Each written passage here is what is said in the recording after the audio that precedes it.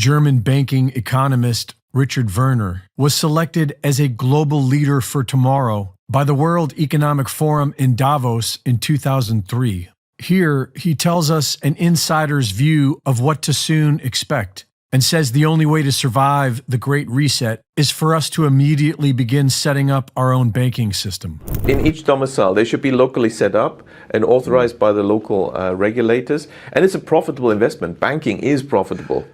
Yeah. So the investors would get a return while the local community would get a return, and it's a way of delaying, perhaps even preventing the introduction of CBDCs. They have literally delayed their agenda because I think it's so important to them. They've been very careful about the timing, and let's wait a little longer, let's have this crisis first, let's have COVID first, soften them up. But they've delayed because the technology was already ready around 2015 to roll out. And what people don't mention is, what do these CBDCs actually look like? At the moment, there's a bit of talk about this being phone-based apps. And yes, that is the initial phase.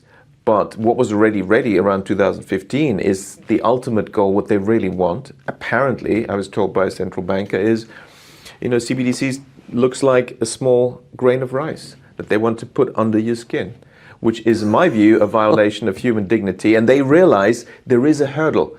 So to get people to accept this, there will be, why suddenly are the billionaires saying, let's have universal basic income? Because the story is going to be, now we've created this vast unemployment and disruption and crises. Well, we need universal basic income. You will get 2,000 euros into your account every month. But of course, to run this efficiently, we need to use the latest technology. So, you need the CBDC chip implant. But how many people will say, okay, fine, £2,000, 2,000 euros, A surprising proportion, shockingly, obviously, to me or yourself, but we've seen years ago in Sweden, there has been a substantial small minority take-up of what's currently much larger. It's kind of like a little cylinder in stainless steel, I guess. Maybe it's titanium or something. And they are doing it because they just want to. They want to be early adopters of this nonsense. So if anyone's listening and that sounds fanciful or conspiracy theorish, the fact is, in Sweden, they are taking it up, and in other places, and that's not coming out of nowhere. The Bank for International Settlements recently published a report called Blueprint for the Future Monetary System, Improving the Old, Enabling the New.